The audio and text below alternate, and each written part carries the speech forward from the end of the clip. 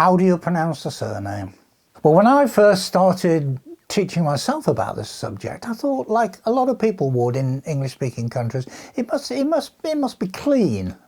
So I was talking about Kleene's theorem and the Kleene star, as we'll come to discover in a few minutes' time. And then I thought, that could be a German name. And of course there's a German artist, isn't there, Paul Klee, K-L-E-E. And I began to think, well, if that is a Germanic name, it really would be Kleene.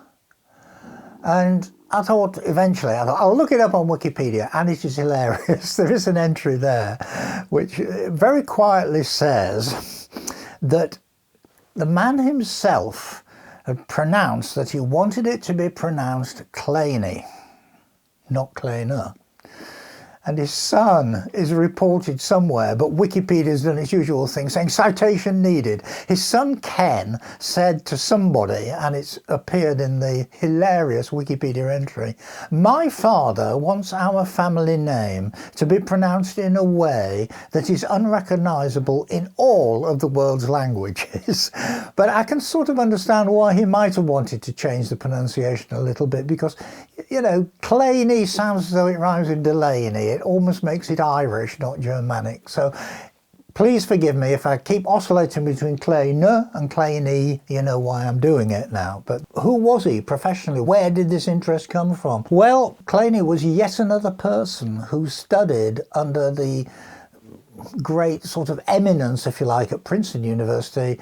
Some of you will remember we referred to Alonzo Church, because Turing spent time in the late 1930s, did a couple of years at Princeton, I think, got himself a PhD under Church's supervision. Church was the inventor of lambda calculus. And all of, if you like, Church's interests and peripheral people around him, they were all concerned with various ways of approaching Gödel's uncomputability and finding out all sorts of other interesting results, all sorts of other ways to do it. And we will remember that Turing machines are a realization of Gödel theory about undecidability. But Church's lambda calculus is another way to do it, and they are completely equivalent in their power. So there we are, complete eminence. Everybody who's anybody in this sort of field, symbolic logic, decidability, all that stuff, tended to end up in the orbit of Alonzo Church, and Kleene was no exception to this. I think he actually did his PhD with him. Now, we're going back far enough that Kleene then had to go off and do national service in the US, and I think he was in the Navy during the war, very successfully and so on. But when he came out at the far end of the war in the late 40s, he got himself a job at the University of Wisconsin-Madison, and he was there for all of his career.